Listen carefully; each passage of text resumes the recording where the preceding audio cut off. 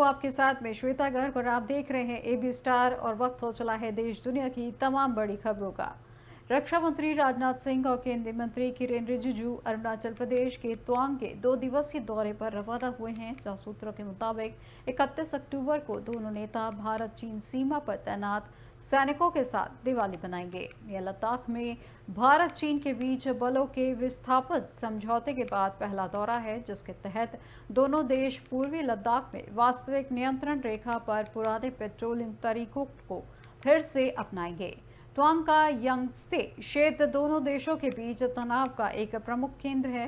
वहीं 2022 में क्षेत्र में भारतीय सेना और चीन की पीपल्स लिबरेशन आर्मी के बीच टकराव हुआ था, जिसमें दोनों पक्षों के सैनिकों को चोट आई थी। भारतीय सेना ने यांगत्से क्षेत्र में चीनी सैनिकों की गश्त को रोका, जिससे भारत की क्षेत्र में पकड़ मजबूत हुई। बताया जा रहा है कि दोनों देश एक प्रस्ताव पर विचार कर रहे हैं, जिसके तहत चीनी सेना को नामित क्षेत्रों में गश्त की अनुमति दी जा सकती है। इसका उद्देश्य विवादित क्षेत्र में तनाव को कम करना और दोनों देशों की संतुलित उपस्थिति सुनिश्चित करना है। वहीं अरुणाचल प्रदेश के मुख्यमंत्री पेमा खांडू और उप मुख्यमंत्री चोवना मेन ने 30 अक्टूबर को तवांग में भारतीय वायुसेना की उत्तराखंड युद्ध स्मारक कार्यालय का स्वागत करेंगे।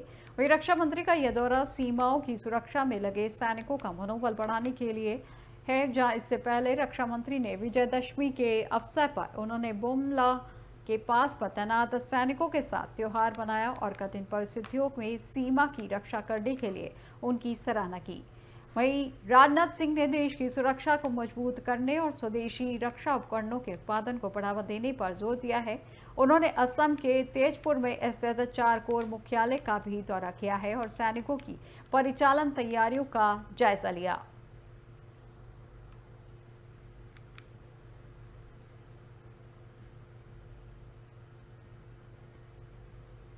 वक्फ संशोधन विधेयक पिछले कुछ दिनों काफी चर्चा में रहा, जिसको लेकर एक समिति का गठन किया गया, जो इस पर विचार करने के लिए बनाई गई थी, जिसकी मंगलवार को हुई बैठक में खूब हंगामा हुआ, जहां जेपीसी की मीटिंग में दिल्ली वक्फ बोर्ड के प्रशासक अश्विनी कुमार को बुलाए जाने पर विपक्षी दलों ने विरोध किया और उनके आते ही सदस्यों ने हंगामा और नारेबाजी शुरू कर दी। अब वक्फ पर बनी संयुक्त संसदीय समिति एक हफ्ते में 5 राज्यों का दौरा कर स्टेक होल्डर्स के साथ बैठक करेगी। वहीं वक्फ संशोधन बिल 2024 पर पब्लिक कंसल्टेशन के लिए समिति का ये आखिरी दौरा होगा। इसके चलते संयुक्त संसदीय समिति 9 नवंबर को असम की राजधानी गुवाहाटी से अपना दौरा शुरू करेगी, जहां इसके बाद 11 नवंबर को समिति भुवनेश्वर के उड़ीसा का दौरा करेगी। इसके बाद जेपीसी पश्चिम बंगाल के कोलकाता का रुख करेगी और 12 नवंबर को वहां का दौरा करेगी। फिर जेपीसी बिहार के पटना का दौरा करेगी, जहां इसके बाद वह उत्तर प्रदेश के लखनऊ में 13 नवंबर को संयुक्त संसदीय समिति का दौरा करेगी, जहां वक्त के मामलों को सुनने और समझने के लिए समिति का ये आखिरी दौरा होगा। जहां इस दौरे से लौटने के बाद समिति दिल्ली में बैठक कर अपनी फाइल रिपोर्ट की तैयारी करेगी। जैसे भी नवंबर के आखिरी हफ्ते तक अपनी रिपोर्ट तैयार कर संसद के शीतकालीन सत्र में टेबल कर देगी और इससे पहले संयुक्त संसदीय समिति ने 6 दिन में 5 राज्यों का दौरा किया था। 26 सितंबर से 1 अक्टूबर तक लगातार 5 दिन मीटिंग कर 7 राज्यों की अल्पसंख्यक बॉडी से मुलाकात की थी और इस दौरान जेपीसी ने 26 सितंबर को मुंबई और अगले दिन 27 सितंबर को गुजरात, 28 सितंबर को हैदराबाद, 30 सितंबर को चेन्नई और 1 अक्टूबर को बैंगलोर का दौरा किया था। इसके साथ ही समिति ने स्थानीय अल्पसंख्यक आयोग और अन्य स्टेक होल्डर्स के साथ मीटिंग भी की थी।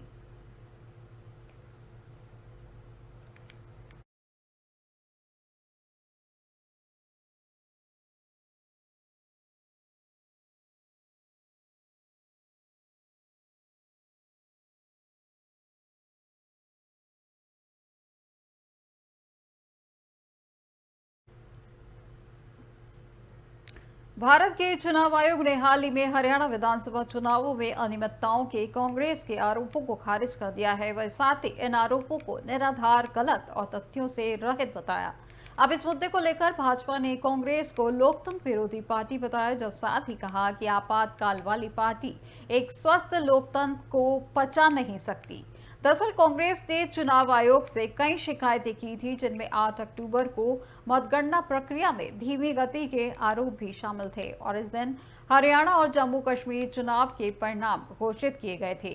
कांग्रेस ने 26 विधानसभा क्षेत्रों के कुछ मतदान केंद्रों पर मतदान के दौरान इलेक्ट्रॉनिक वोटिंग मशीनें यानी ईवीएम की कंट्रोल यूनिट सीयू पर 99% बैटरी स्थिति प्रदर्शित होने पर भी स्पष्टीकरण मांगा था।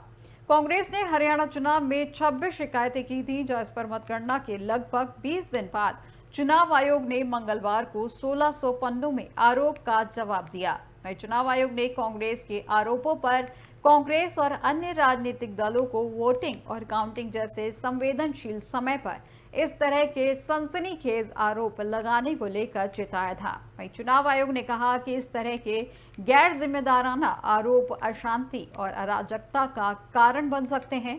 वहीं भाजपा प्रवक्ता प्रदीप भंडारी ने कहा कि चुनाव आयोग ने कांग्रेस पार्टी की साजिश का पर्दाफाश किया। कांग्रेस लोकतंत्र विरोधी पार्टी है, इसलिए वह बिना किसी सबूत, अर्ध सत्य और फर्जी खबर के आधार पर हर लोकतांत्रिक व्यवस्था की विश्वसनीयता पर सवाल उठाती है।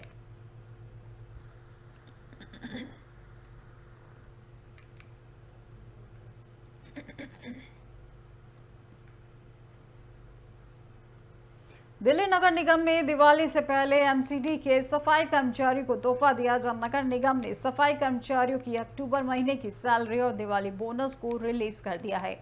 इसे लेकर दिल्ली के पूर्व मुख्यमंत्री और आम आदमी पार्टी के संयोजक अरविंद केजरीवाल ने कहा कि दिल्ली नगर निगम के सभी सफाई कर्मचारियों को बहुत बहुत बधाई। उन्होंने कहा कि 18 साल में पहली बार ऐसा हो रहा है कि उनकी तनख्वाह महीना खत्म होने से पहले ही मिल रही है। पहले 7-8 महीने तक उनकी तनख्वाह रुकी रहती थी, लेकिन अब वक्त से पहले मिलती है। इस बार दिवाली के अवसर पर एमसीडी ने महीना खत्म होने से पहले ही सभी सफाई कर्मियों को उनकी तनख्वाह और साथ में दिवाली बोनस भी भेज दिया है, ताकि सभी अपने परिवार के साथ खुशी खुशी दिवाली मना सकें। मैं सभी सफाई कर्मचारियों और उनके परिवार को दिवाली की शुभकामनाएं देता हूं।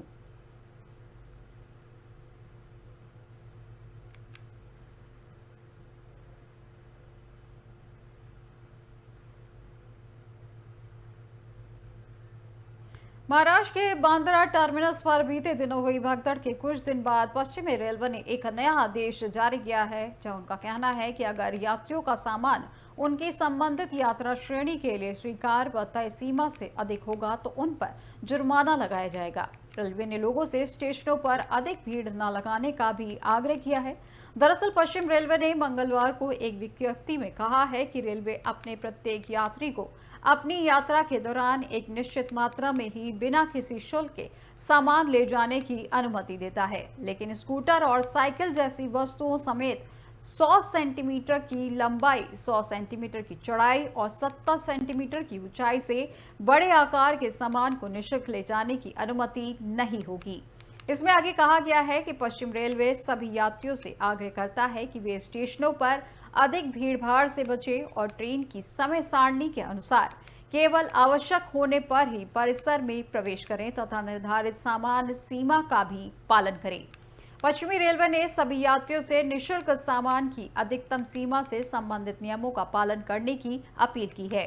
वही विज्ञप्ति में कहा गया है कि यात्रा के विभिन्न वर्गों के लिए निःशुल्क छूट अलग अलग होती है। अगर सामान निःशुल्क छूट से अधिक होगा तो उसके अनुसार जुर्माना लगाया जाएगा। बता दें कि यह निर्देश तत्काल प्रभाव से लागू हो गया है और 8 नवंबर तक लागू रहेगा। गौरतलब है कि मुंबई के बांद्रा टर्मिनस पर रविवार को गोरखपुर जाने वाली अंत्योदय एक्सप्रेस ट्रेन में चढ़ने के दौरान मची भगदड़ में 10 लोग घायल हो गए थे, जो पश्चिम रेलवे ने पहले ही चुनिंदा प्रमुख स्टेशनों पर प्लेटफॉर्म टिकटों की बिक्री पर अस्थायी प्रतिबंध लागू कर दिया है, जो 8 नवंबर तक प्रभावी रहेगा।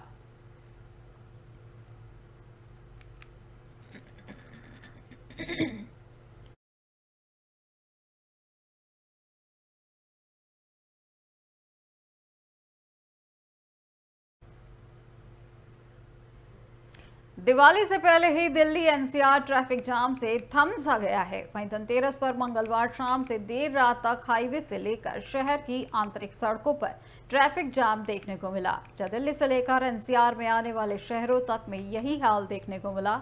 जहां दिल्ली के व्यस्तम इलाकों जैसे करोल बाग, दिल्ली नोएडा, दिल्ली डीएनडी, सराय काले खां, आश्रम मार्ग आदि मार्गों पर हालात और भी खराब नजर आए। ट्रैफिक की रफ्तार थम गई और वाहनों की लंबी कतारें लग गईं। जहां ग्रेटर नोएडा में ताज हाईवे पर एक्सोटिका यू टर्न के पास लगे भीषण जाम के कारण लोग जाम में फंसे रहे, जिससे वाहन चालकों को काफी परेशानी का सामना करना पड़ा। यू टर्न के पास सड़क संकरी होने के कारण ट्रैफिक की रफ्तार थम गई और वाहनों की लंबी कतारें लग गईं। यह जाम खासकर ऑफिस से घर लौटने वाले लोगों के लिए कठिनाई का सबब बना, क्योंकि उन्होंने अपनी मंजिल पर पहुंचने में घंटों की देरी हुई।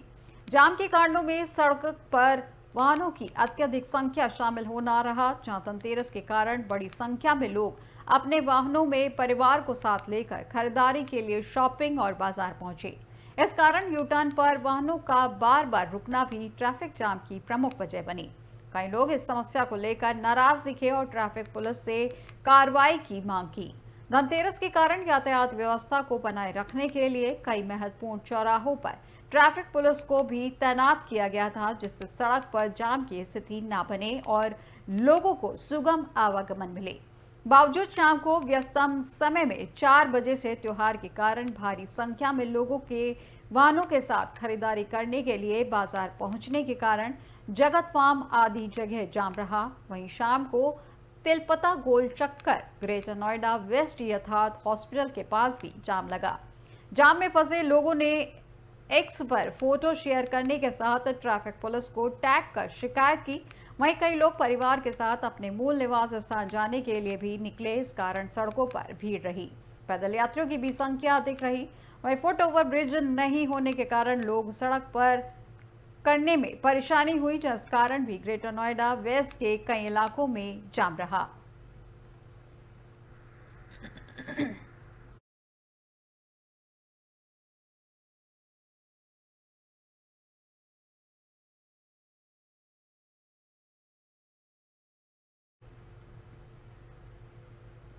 बीते साल की blockbuster film the Kerala story ने अपनी लागत से करीब 15 गुना कमाई अब तक भारत में की है। वहीं टिकट खिड़की पर ही फिल्म ने करीब 250 करोड़ रुपए के नेट कलेक्शन भारत में किया था, जब फिल्म को दुनिया भर में भी खूब देखा और सराहा गया। OTT G5 पर रिलीज होने के बाद ये फिल्म अरसे तक डिजिटल दुनिया की नंबर 1 मूवी बनी रही, लेकिन फिल्म को बनाने वाले निर्माता विपुल अमृतलाल शाह को फिल्म की विदेश में होने वाली कमाई में अपना हिस्सा मिलने का अब भी इंतजार है। अपने कनाडाई वितरक से वह इतना दुखी है कि वे उन्होंने बाकायदा एक पब्लिक नोटिस जारी करके उन्होंने फिल्म निर्माताओं को इस वितरक से सचेत किया है। विपुल अमृतलाल शाह की कंपनी सनशाइन पिक्चर्स की तरफ से ट्रेड पत्रिकाओं में जारी इस नोटिस में कहा गया है कि 5 मई 2023 को release film the Kerala story के विदेश वितरण अधिकार कनाडा के टोरंटो से अपना कारोबार चलाने वाले फिल्म वितरक केन नाज को दिए गए थे। केन नाज की कंपनी का नाम द ग्लोबल फिल्म्स है, जहां पर ये कंपनी हिंदी के साथ साथ पंजाबी सिनेमा की फिल्मों के अंतर्राष्ट्रीय वितरण में भी संलग्न है। कनाडा के प्रधानमंत्री जस्टिस ट्रूडो की अपने देश में रहने वाले पंजाबियों के एक समूह को दिए गए समर्थन के चलते वहां के कारोबारी भी अब भारत के कारोबारियों को आंख दिखाने लगे हैं। वही जानकारी के मुताबिक के नामक इस कनाडाई कारोबारी ने फिल्म द केरल स्टोरी के सिनेमाघरों में दिखाए जाने से संबंधित कागजात, इसके शोज की संख्या और सिनेमाघरों से होने वाली कुल कमाई, नेट कमाई आदि के संपूर्ण वितरण अब तक फिल्म बनाने वाली कंपनी सनशाइन पिक्चर्स को नहीं सौंपे हैं। वही नोटिस के मुताबिक ऐसा फिल्म निर्माता के हिस्से की रकम का सही बंटवारा नहीं करने के लिए किया गया है और इसी के चलते अब तक फिल्म निर्माता विपुल अमृतलाल को अपनी इस सुपरहिट फिल्म की विदेश में हुई कमाई का पूरा हिस्सा मिल ही नहीं पाया है। सनशाइन पिक्चर्स की तरफ से जारी इस नोटिस में भारतीय पंजाबी फिल्में बनाने वाले निर्माताओं को खास तौर से आगाह किया गया है कि वे कनाडा की इस कंपनी से बचकर रहें और फिल्म के अधिकार देने के बाद होने वाले आर्थिक नुकसान को लेकर पहले से सतर्क रहें। नए नोटिस के मुताबिक विपुल शाह की कंपनी ने इस बारे में केन नाज और उनकी कंपनी के खिलाफ भारत और कनाडा दोनों देशों स्थानों पर विधिक कानूनी कार्रवाई शुरू कर दी है।